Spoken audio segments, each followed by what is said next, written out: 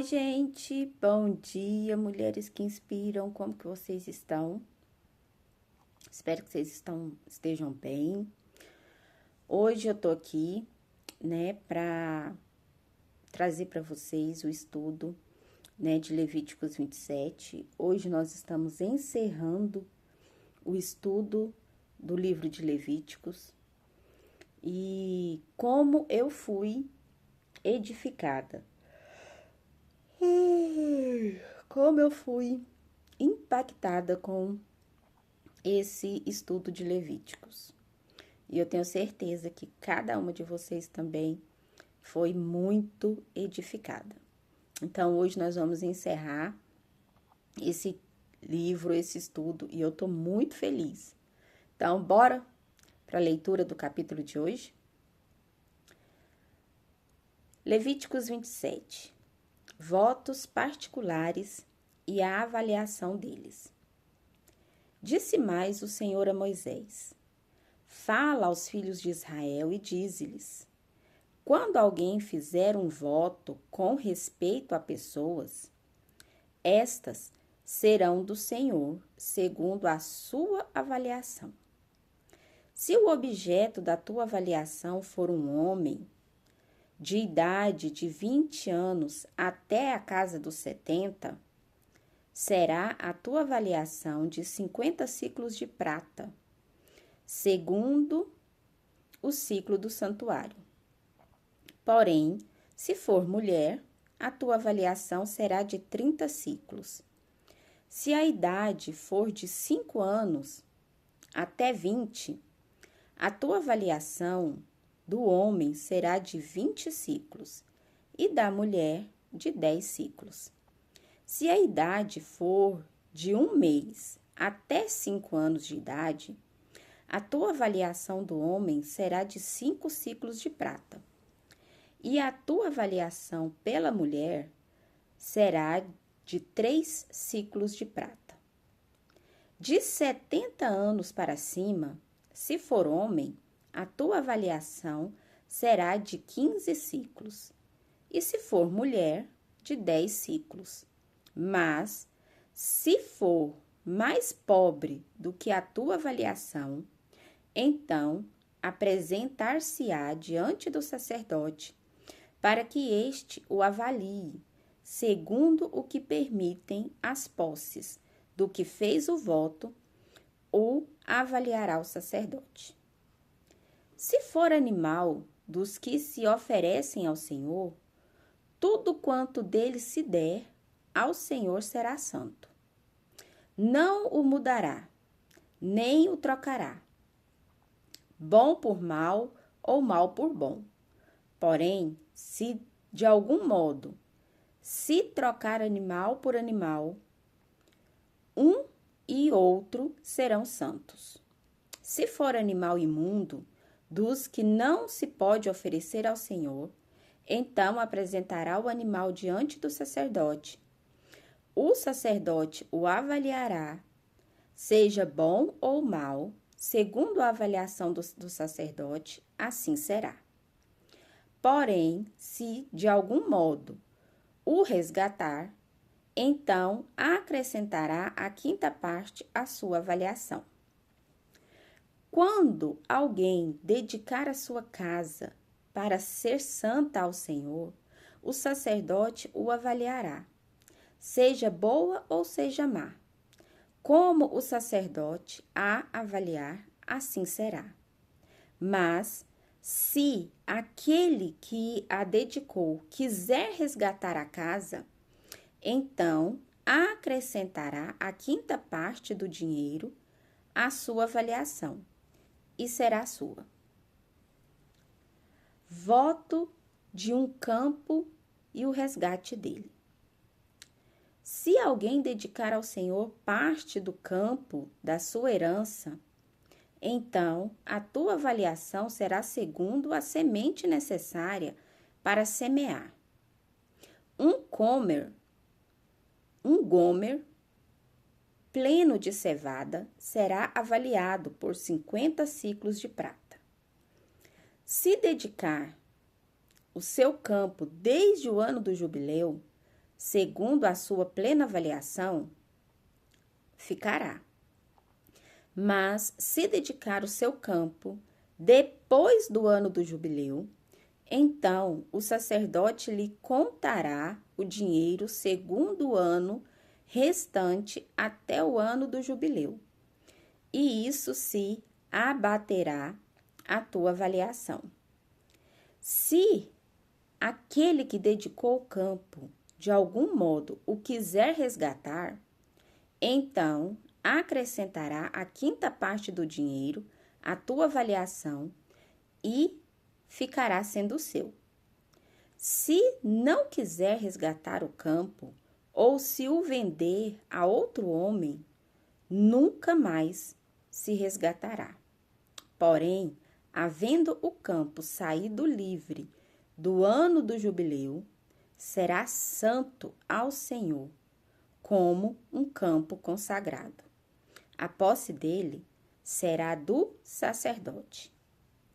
E se alguém dedicar ao Senhor o campo que comprou e não for parte da sua herança, então o sacerdote lhe contará o preço da avaliação até o ano do jubileu, e no mesmo dia dará o importe da avaliação como coisa santa ao Senhor. No ano do jubileu, o campo tornará àquele que o vendeu, aquele de quem era a posse do campo por herança. Toda a sua avaliação se fará segundo o ciclo do santuário. O ciclo será de 20 geras. Mas o primogênito de um animal, por já pertencer ao Senhor, ninguém o dedicará. Seja boi, seja gado miúdo, é do Senhor.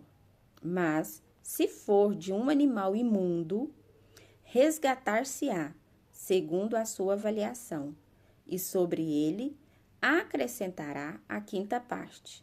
Se não for resgatado, vender-se-á segundo a tua avaliação. Não há resgate acerca destas coisas. No entanto, nada do que alguém dedicar irremissivelmente ao Senhor, de tudo o que tem, seja homem, seja animal ou campo, da sua herança, se poderá vender, sem resgatar, nem resgatar. Toda coisa assim consagrada será santíssima ao Senhor. Ninguém que dentre os homens for dedicado irremissivelmente ao Senhor se poderá resgatar, será morto. Sobre os dízimos. Também todas as dízimas da terra, tanto dos cereais do campo, como dos frutos da árvore, são do Senhor. Santas são ao Senhor. Se alguém das suas dízimas quiser resgatar alguma coisa, acrescentará a sua quinta parte sobre ela. No tocante às dízimas do gado e do rebanho, de tudo o que passar debaixo do bordão do pastor, o dízimo será do Senhor. Não se investigará se é bom ou se é mau, nem o trocará. Mas, se de algum modo o trocar, um ou outro serão santos, não serão resgatados. E estes são os mandamentos que o Senhor ordenou a Moisés para os filhos de Israel no Monte Sinai. Gente, que tremendo tem sido esse estudo de Levíticos. Agora, eu vou fazer com vocês um resumão de tudo que a gente leu, de tudo que foi ensinado nesse livro, para que a gente venha trazer à memória, né, tudo aquilo que foi ministrado ao nosso coração, né? Então, Levíticos, né, hoje chega ao seu último capítulo. À primeira vista, pode parecer um encerramento muito simples, né? Tratando-se de votos, de ofertas, né, de dízimos. Mas, na verdade, Deus conclui este livro fazendo uma pergunta ao coração do seu povo. E hoje ele faz essa pergunta a cada uma de nós. Depois de tudo que eu ensinei a vocês, vocês entenderam que vocês pertencem a mim? Você sai desse encerramento de Levíticos tendo isso impresso no seu coração de que você é uma pessoa separada, que você é uma pessoa que foi escolhida, que foi chamada pelo próprio Deus e que você pertence a Ele? Pois é, este é o grande resumo do livro de Levíticos. O livro começa com um Deus santo ensinando um povo pecador a viver em sua presença, e termina, né, com esse mesmo Deus lembrando que uma vida santa é uma vida completamente consagrada a Deus, né? Então vamos começar vamos percorrer de novo essa trilha que foi o livro de Levíticos. Então, nós vimos, né, do capítulo 1 até o capítulo 7, o livro começa com os sacrifícios, né? O pecado separava o homem de Deus e era necessário o derramamento de sangue para que houvesse reconciliação. Nessa introdução do livro de Levíticos, nós aprendemos que Deus, ele odeia o pecado, né? Que o pecado tem consequências e que a aproximação de Deus, ele exige arrependimento. Hoje, nós entendemos que todos esses sacrifícios, eles apontam, né, para Jesus, que foi o Cordeiro perfeito. Então, a lição que a gente tem que ter aprendido na leitura do capítulo 1 até o capítulo 7 é que não existe comunhão com Deus sem arrependimento. Entendido? Tremendo, né? Meu Deus do céu. Aí, né, do capítulo 8 até o capítulo 10, né, a gente vê, né, que Deus deseja habitar no meio do seu povo. Deus ansiava voltar a se relacionar de pertinho com o povo escolhido por ele. A consagração dos sacerdotes mostra que Deus queria um povo representado por homens, né, separados para servir a Deus. Mas também vimos que Nadab e Abiú oferecem fogo estranho ao Senhor e são mortos, né? E eles morrem, porque eles acreditavam que poderia se chegar diante de Deus de qualquer jeito. E a gente não pode, né? Então, nós aprendemos na leitura do capítulo 8, do capítulo 9 e do capítulo 10, que Deus, ele aceita adoração, mas não é qualquer tipo de adoração. Que a santidade, ela não é opcional. Hoje eu vou ser santa, amanhã eu vou pecar. Ou, nossa, não, já tem sido santa já tenho caminhado segundo a vontade de Deus há 10 anos. Aí agora eu vou respirar um pouquinho e vou viver segundo os desejos da minha carne. Vou fazer aquilo que eu tenho vontade de fazer e depois, né, eu volto a fazer as vontades de Deus novamente. Não é assim, né? E também vimos, né, do capítulo 8 ao 10, que reverência continua sendo indispensável, né? E a lição que a gente precisa ter cravada em nós é que Deus não procura apenas adoradores. Deus procura adoradores que o adorem em espírito e em verdade.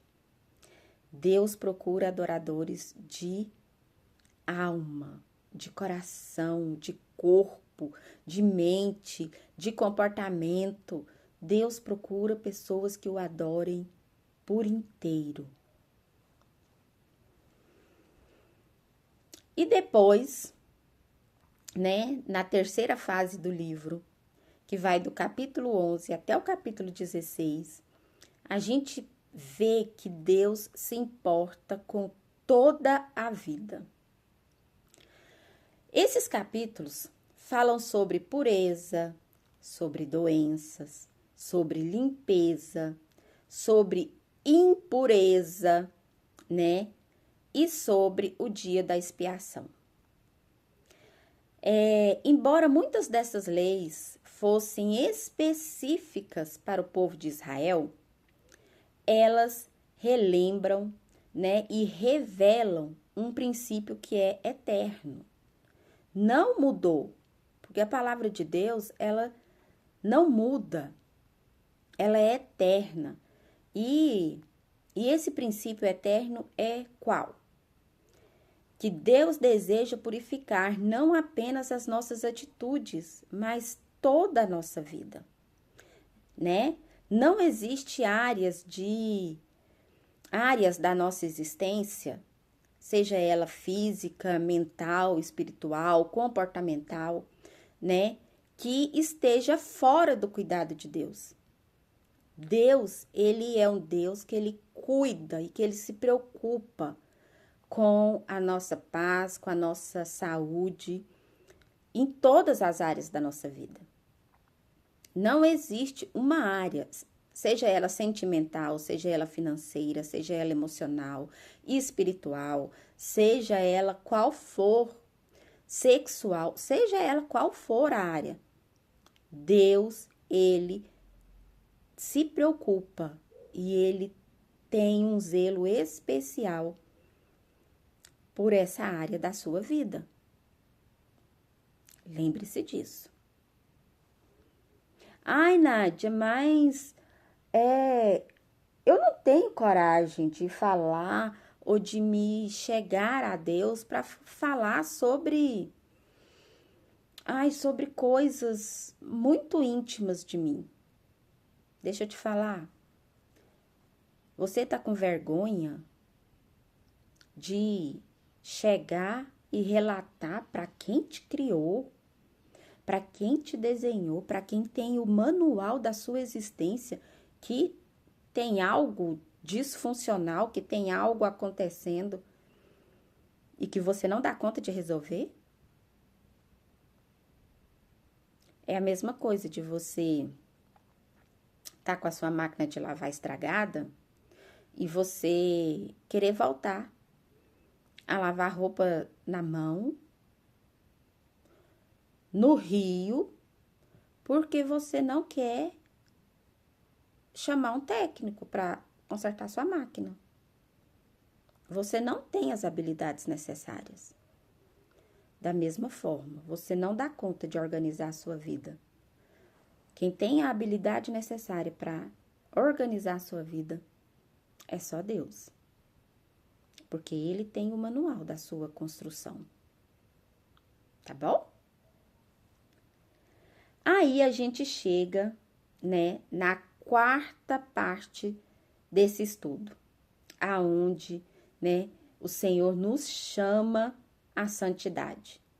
E esse chamado à santidade está, né, desde o capítulo 17 até o capítulo 22, né? E talvez estes capítulos seja o coração do livro de Levíticos.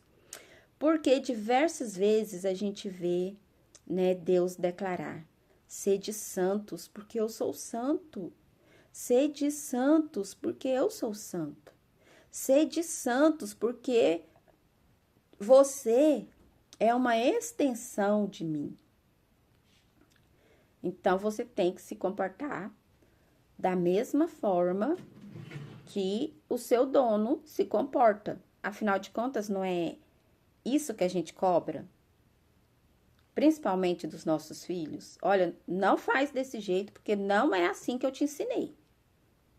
Não faz desse jeito, não age desse jeito, porque não é assim que você foi educado. Não é esse o exemplo que você tem. Da mesma forma, Deus está aqui falando para nós, né? Olha, sede santo, porque eu sou santo. Sede santos, porque eu sou santo. Então, né, santidade não significa isolamento, né? Significa viver de forma diferente. Você é separado, você é alguém com princípios e valores diferentes dos princípios e valores desse mundo. Então, você e a sua casa precisa entender que vocês não são todo mundo. Então, o seu comportamento não tem que ser igual ao do mundo. Entendido? Né? Nós devemos refletir o caráter de Deus. Foi exatamente aqui que Deus começou a trabalhar profundamente em meu coração, né?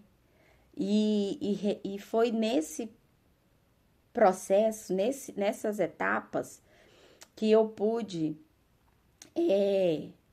aprender que a santidade, ela não deve alcançar somente a mim, mas ela deve alcançar a minha família, ela deve alcançar o meu casamento, ela deve alcançar as minhas palavras, ela deve alcançar, né, a minha vida profissional, ela deve alcançar a minha vida sexual, ela deve alcançar, né, o meu falar, o meu jeito de adorar ao Senhor, ela deve alcançar o meu relacionamento com o próximo.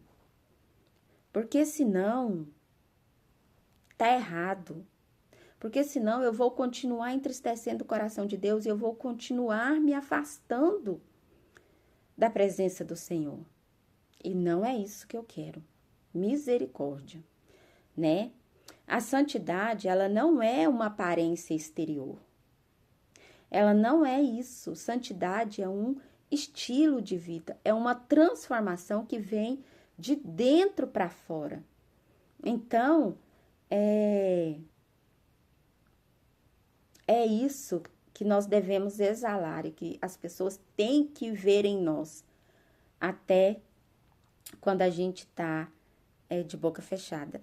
Se eu não me engano, não sei se foi John Wesley, não sei, não me lembro, eu acho que foi, que tem uma frase que diz assim: pregue o tempo todo. Se for necessário, use palavras. Então, essa tem que ser a nossa vida de santidade. As pessoas têm que ver em nós a presença de Deus, têm que ver em nós a manifestação de Deus, têm que ver em nós a graça e a misericórdia de Deus o tempo todo. Tem que refletir, as pessoas têm que perceber que sobre nós existe a mão poderosa do Eterno nos guardando, nos protegendo, porque é assim que as pessoas vão querer desejar aquilo que nós temos de mais precioso, E chegamos, né, na quinta parte do estudo de Levíticos, que é onde Deus estabelece, né, tempos para lembrar a sua fidelidade. Isso a gente vê do capítulo 23 até o capítulo 26, né? Que são as festas, né, o ano sabático e o jubileu, né, que revelam um Deus que ensina seu povo a descansar, a celebrar constantemente a sua provisão. Gente, olha como Deus é maravilhoso. Além dele se preocupar, dele ensinar e dele, né, Deus começa libertando esse povo, Deus começa ensinando esse povo a como se relacionar com ele. Depois Deus vem e ensina, olha, tá, vocês já aprenderam a se relacionar comigo, mas agora vocês têm que aprender a relacionar você com você mesmo. Então, você vai cuidar da sua saúde, da sua higiene, né? Você vai aprender a cuidar de você. Aí, a gente vê, né, Deus falando, olha, então você já aprendeu tudo que você precisava aprender. Agora você vai ter que aprender a descansar e a celebrar, a se alegrar com tudo que eu proporciono a você. E você vai ter que aprender a descansar. A descansar que, sabendo que eu, o seu Deus, estou no controle total da sua vida. Então, descansa e celebre. Celebre, festeje tudo aquilo que o Senhor tem te proporcionado, seja de bom ou seja de mal, mas celebre. Também vimos que as bênçãos da obediência, né, e nós aprendemos, né, durante todo o estudo de Levítico, é que a obediência traz bênção para a nossa vida, enquanto a desobediência, né, gera que cada desobediência tem a sua consequência. Da mesma forma que cada obediência também tem a sua consequência. Então, cabe a nós decidirmos. O que eu vou querer perto de mim? Que fruto eu vou querer colher? O fruto da obediência ou o fruto da desobediência? De todo modo, né, a sua colheita, a sua semeadura vai ter colheita, seja ela boa ou mal. Então, tá na sua mão decidir que tipo de semente você vai lançar, se é da obediência ou da desobediência, né? E que Deus, e a gente também viu, né, que Deus, ele nunca castiga por prazer, mas ele castiga o povo para trazer consciência e disciplina, né? Da mesma forma que um pai tem que corrigir o seu filho para mostrar para ele, né, qual o melhor caminho a seguir, assim também Deus faz conosco. Então, cabe a nós parar para pensar. Por que isso está acontecendo? Será que eu estou sendo desobediente? Será que eu estou colhendo frutos de desobediência? Se for, cabe a nós nos achegar até Deus e pedir perdão, né? Nos retratar diante de Deus, né? Porque Deus, ele se agrada profundamente quando a gente se aproxima dele, quando a gente se arrepende. Aí a gente, né, faz com que o coração de Deus volte a sorrir. E aí as bênçãos do Senhor, né, vêm de novo ao nosso encontro. E então a gente chega hoje nesse encerramento do livro de Levíticos, no capítulo 27, né? E a gente vê que depois, né, Deus ensinar sobre sacrifício, sobre santidade, sobre adoração, sobre obediência, sobre pureza, sobre santidade, sobre comunhão, sobre restauração. Deus encerra, né, esse livro dizendo: agora você vai entregar tudo a mim. Tudo. Agora eu quero você por inteiro. Eu quero os seus pensamentos, eu quero o seu coração, eu quero as suas emoções, eu quero a sua vida. Eu quero você por completo, né? E a gente vê isso, né? Que Deus, ele leva muito a sério aquilo que a gente fala, né? Eu falo aqui muito pros meus filhos, eu falo, olha, você não é obrigada a falar nada, você não é obrigada a prometer nada. Mas a partir do momento que você promete, você tem que cumprir. Você tem que cumprir, porque palavra lançada não tem como você voltar. Palavra lançada, palavra ouvida, não tem como você desfazer isso. Então, né, Deus, ele leva muito a sério aquilo que a gente fala.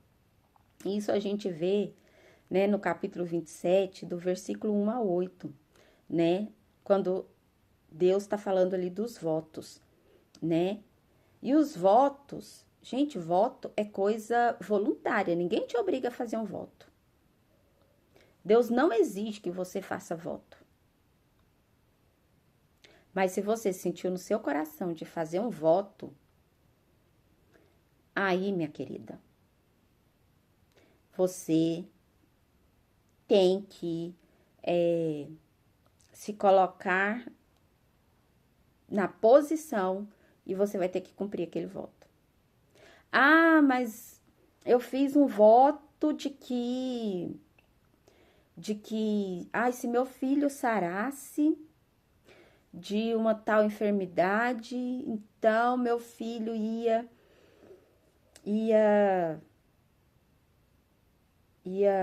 sei lá, participar do louvor da igreja e que ele ia dedicar a vida dele à obra do Senhor. Olha só. Você fez um voto diante de Deus, apresentando a vida de outra pessoa, consagrando a vida de outra pessoa. Então, a partir do momento que você consagrou a vida daquela pessoa a Deus, aquela pessoa, ela passa a ser propriedade de Deus. Então, você tem que pagar um preço para que essa pessoa entenda que ela já não pertence mais a ninguém. Nem a mãe, nem o pai. Ela não pertence mais, ela é do Senhor. Ah, mas essa pessoa... Ai, mas meu filho tá rebelde, meu filho tá assim, tá assado, meu filho não quer saber da igreja, meu filho isso, não sei o quê. Mas você fez um voto. Você fez um voto. Então, cabe a você pagar o preço necessário para que o seu voto não seja quebrado. Porque senão o Senhor vai cobrar de você. E aí o preço a gente já viu, né? Que o preço pode ser até a morte. É muito sério. Isso, né? E isso nos ensina que Deus valoriza uma vida de integridade. Se eu falei, eu vou cumprir com a minha palavra. Sabe aquele negócio de que a minha palavra vale mais do que uma assinatura no papel? Pois é, a nossa palavra diante de Deus, ela vale muito mais do que qualquer coisa. Então, tome cuidado. Não faça votos por causa, sendo conduzido pelas suas emoções. Não faça voto conduzido por suas emoções. no calor da emoção, mas tenha compromisso com aquilo que você prometeu diante do Senhor, né? E isso porque compromisso fala sobre fidelidade, fala sobre constância, fala sobre perseverança. Nosso sim precisa continuar sendo sim diante de Deus. Assim como o nosso não precisa continuar sendo não para o mundo. Né? E o que é consagrado ao Senhor pertence ao Senhor. Isso a gente viu muito claro dos versículos 9 até o versículo 25. Né? Seja ele animais, seja casa, seja terra, seja propriedade, né? Podiam ser separados para Deus. O princípio continua válido. Quando consagramos algo ao Senhor, deixamos de ser donos e passamos a ser mordomos do Senhor. Então, quando você consagra a sua casa ao Senhor, você precisa cravar uma bandeira do céu e dizer, olha, aqui é território santo. Aqui não vá prevalecer, não vá ter espaço para as coisas do mundo. Porque a minha casa, ela é território do Senhor, ela é consagrada ao Senhor. O meu casamento é consagrado ao Senhor, então não cabe práticas mundanas, né? Os meus talentos são consagrados ao Senhor, então eu não posso usar os meus talentos para os meus interesses próprios. Eles têm que ser usados tem que ser direcionados para Deus. Tem que ser usados da maneira que Deus queira usá-los, né? A minha vida financeira, ela foi consagrada ao Senhor, então os meus recursos, ele tem que ser usados para proclamar o Evangelho, para fazer com que o mundo entenda que Deus é Deus, né? Então, consagrar não é apenas entregar, mas é permitir que Deus governe. É nessa hora que entra o descanso. Deus, eu consagrei os meus filhos a Ti. Então, Senhor, a vida deles é sua, né? Hoje de manhã, eu vi um vídeo, depois eu vou até procurar ele de novo e vou compartilhar com vocês, de uma pastora dizendo, né, falando sobre intercessão para filhos, né, de como a gente deve interceder pela vida dos nossos filhos. E nós devemos chegar diante de Deus e dizer assim, Senhor, o Senhor lembra daquele ser que o Senhor criou dentro do meu ventre? Pois é, Senhor.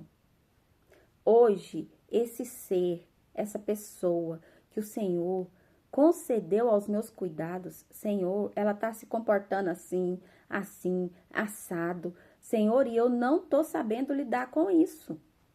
Mas o Senhor sabe. O Senhor sabe lidar com isso. Então, que o Senhor venha ao encontro dessa pessoa. Venha ao encontro desse ser, desse filho teu, Deus. Que o Senhor só usou meu ventre para trazer vida para ele. Mas ele é seu. Então, que o Senhor venha ter um encontro com ele e resolver esse comportamento errado que ele está tendo. Porque o comportamento dele não condiz com o Criador dele. Ele está com algum defeito de fabricação, ele está dando algum problema aqui, Senhor. Então, é o Senhor que sabe consertar. Então, eu só estou passando as informações aqui porque o Senhor me deu, né, a responsabilidade de cuidar dele. Mas quem tem, né, o poder de colocar ele em funcionamento perfeito é o Senhor. E eu achei isso muito interessante, né? Porque a partir do momento que pertence a Deus, é Deus que faz, não sou eu que vai convencer, que vai trazer, né, revelação, que vai trazer metanoia, né, que é essa transformação de mentalidade, de comportamento, não sou eu que vai gerar isso. É só o Senhor. Isso é tremendo, né? Gente, é fantástico demais quando a gente entende isso tudo, né? E a gente viu também, né, no capítulo 27, lá no versículo 26 até o 29, que algumas coisas, elas já pertencem ao Senhor e que elas não podem ser trocadas de maneira nenhuma. Seja essa verdade contínua e viva. Existem princípios que jamais podem ser negociados. Quais princípios são esses? O da verdade, o da santidade, o da fidelidade, o da obediência, né, da integridade. O mundo muda constantemente, mas a palavra permanece a mesma.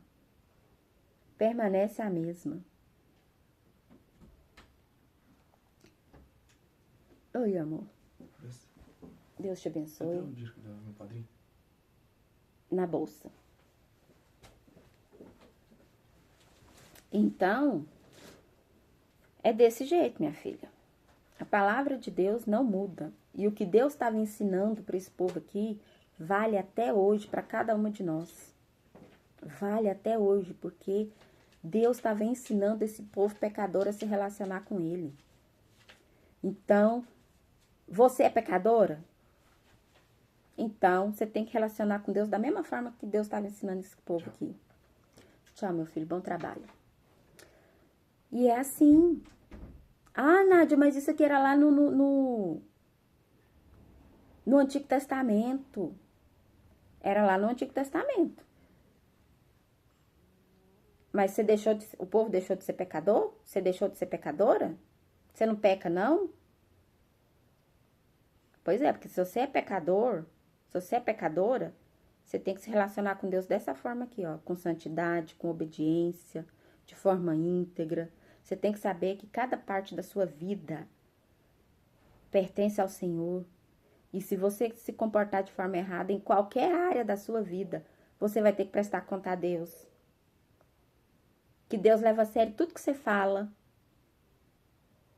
Então, tudo que você fala, Deus leva a sério. O que tem saído da sua boca? Né? Presta atenção. Né? E a respeito dos dízimos, né? Que o dízimo, ele é um reconhecimento de quem é o verdadeiro dono. Quem que é o verdadeiro dono da sua vida, do seu dinheiro, dos seus bens, né? O dízimo, ele aparece como uma declaração espiritual. Não porque Deus precisa de dinheiro. De forma alguma, Deus não precisa de dinheiro. Mas porque o nosso coração precisa reconhecer quem é o Senhor da nossa vida. Quem é o Senhor da sua vida?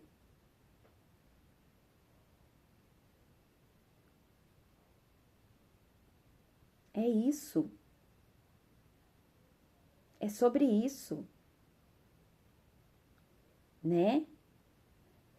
Cada oferta dizia: tudo veio de ti, Senhor. Tudo veio de ti, tudo pertence a ti. Então, Senhor, é seu, toma, que é seu. É seu, Senhor. Me ensina só a administrar, cuidar daquilo que é seu, que o Senhor tem confiado a mim, né? Por isso a questão da mordomia cristã. Não é verdade? Né? E a maior lição de Levíticos é: se alguém perguntar a você qual foi a principal mensagem ministrada no estudo de Levíticos, talvez a sua resposta seja essa aqui, né?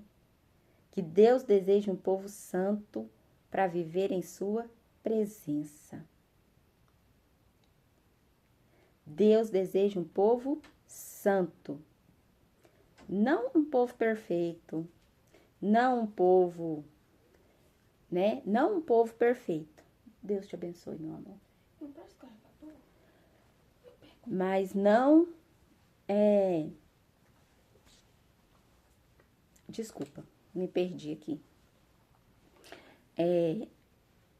Então, como eu estava falando, né? A maior lição de Levíticos é que Deus deseja um povo santo para viver em sua presença. Não um povo perfeito, porque perfeito nós nunca seremos. Mas temos que ter um coração arrependido. Um coração quebrantado, um coração que não se envergonha de chegar diante de Deus e dizer: Senhor, me perdoa porque eu errei. Me perdoa porque eu tenho errado, porque eu tenho pecado, porque eu tenho me comportado de forma que não condiz com aquilo que o Senhor tem me ensinado. Então, nós precisamos ter um coração arrependido, né?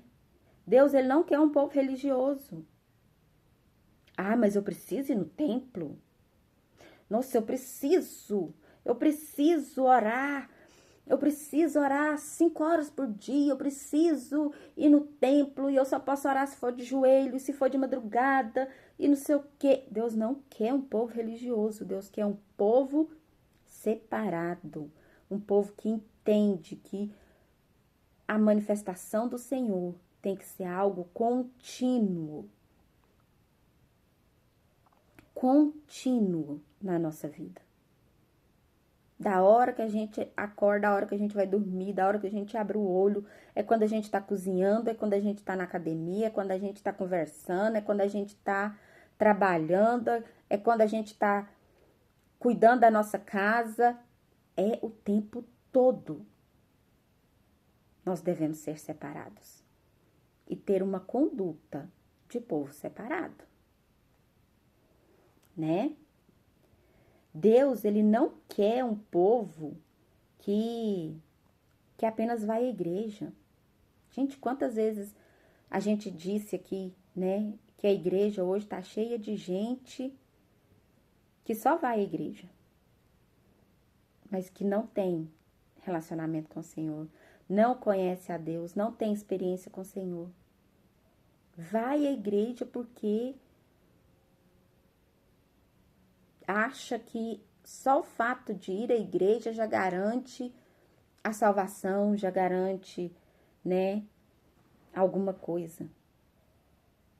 Garante nada. Garante nada, né?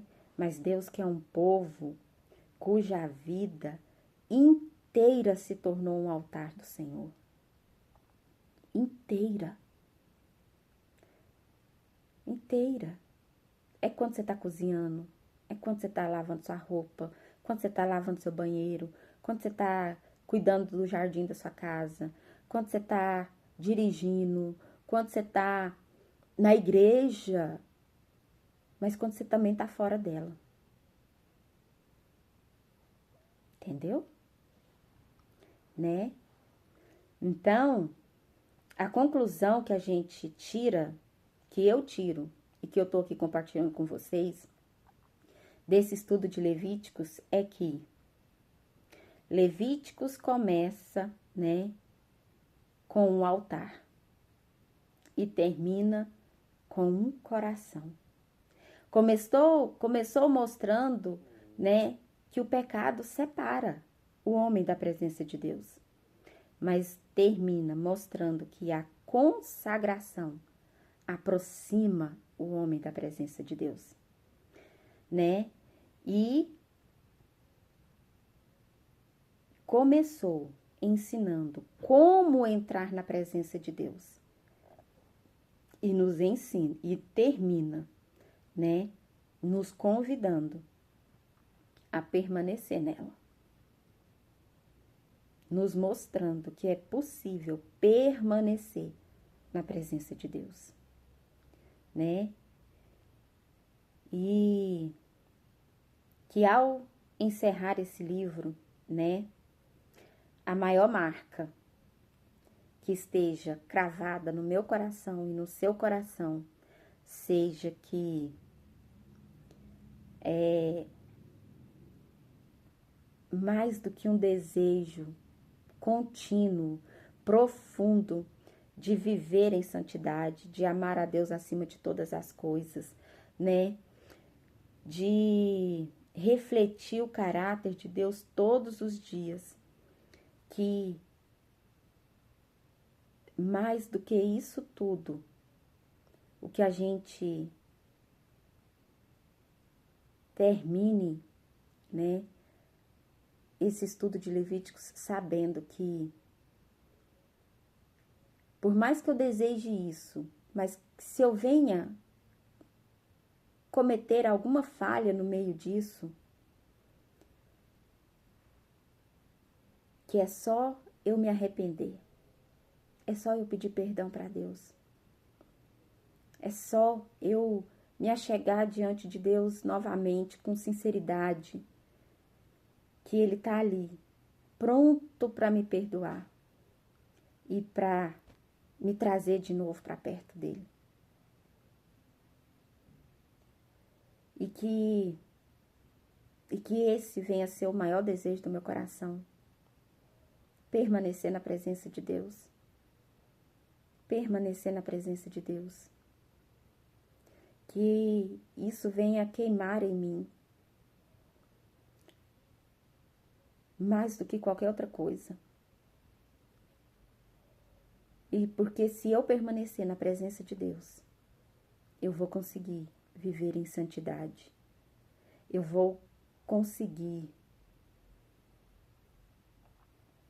ter uma conduta que agrada o coração de Deus. E é esse o desejo que tem que estar no meu coração, agradar a Deus mais do que qualquer outra coisa. Entendeu? Então é isso. Então, eu vou orar por nós nessa manhã e desejo que cada uma de vocês tenha um lindo e maravilhoso dia. Pai amado, Senhor meu Deus, Pai, como eu te louvo e te agradeço, Senhor, por esses ensinamentos que o Senhor nos trouxe ao longo do estudo do livro de Levíticos. Deus, obrigada por cada capítulo. Deus, obrigada, Senhor, porque o Senhor veio se revelando a nós, que o Senhor veio abrindo os nossos olhos, trazendo entendimento, clareza, discernimento espiritual, Senhor. Durante cada capítulo que a gente ia lendo, a gente sentia, Senhor, a gente podia ver o teu zelo, o teu cuidado para conosco, Senhor, para com aquele povo. Pai amado, em nome de Jesus, eu te louvo e te agradeço, Senhor. Pai, em nome de Jesus, que a tua santidade, a tua justiça, a tua misericórdia e o desejo de habitar em nós, Senhor, seja inabalável. Pai amado, e que cada ensinamento, que cada revelação, Deus, que cada conhecimento, que cada escama tirada, Senhor, que cada aprendizado possa permanecer em nós. Não apenas na nossa mente, Senhor, mas cravada em nosso coração para gerar transformação de comportamento, transformação de mentalidade. Pai, em nome de Jesus, ajuda-nos, ó Deus, a viver uma vida consagrada, obediente, fiel a Ti, Senhor. Que nossa família, nosso casamento, nossos dons, nossos recursos e tudo aquilo que o Senhor entregar a nós, ó Deus, que ele seja verdadeiramente, Senhor, consagrado e que ele seja verdadeiramente voltado a Ti, Senhor. Pai, que nada daquilo que o Senhor nos entregar, que nós venhamos nos sentir donos, proprietários de alguma coisa, Senhor, mas que nós venhamos ter entendimento de que tudo na nossa vida e tudo aquilo que é entregue a nós, Pai, é do Senhor. Nada mais é do que um presente que o Senhor está nos dando, nos conduzindo, Deus nos dando que o Senhor vê em nós confiança a ponto de nos entregar algo tão precioso. Então, Senhor, nos capacita para cuidar dessas preciosidades que o Senhor confia a cada uma de nós. Pai amado, que a mensagem de Levítico continue ecoando, Senhor, em nossas vidas. Deus, e que esse ensinamento, e que essa frase do Senhor, sede santo, porque eu sou santo, Deus, ela venha ser o nosso lema de vida. Eu preciso ser santa, porque o meu Criador é santo, porque o meu dono é santo. Então eu preciso agir de acordo com o meu Criador, de acordo com o meu dono. Eu não posso envergonhar o meu dono. Eu não posso envergonhar o meu Criador. Então, Senhor, nos ajude a ser santas, porque o Senhor é santo e o Senhor é o nosso dono. Pai amado, em nome de Jesus, assim eu oro nesta manhã.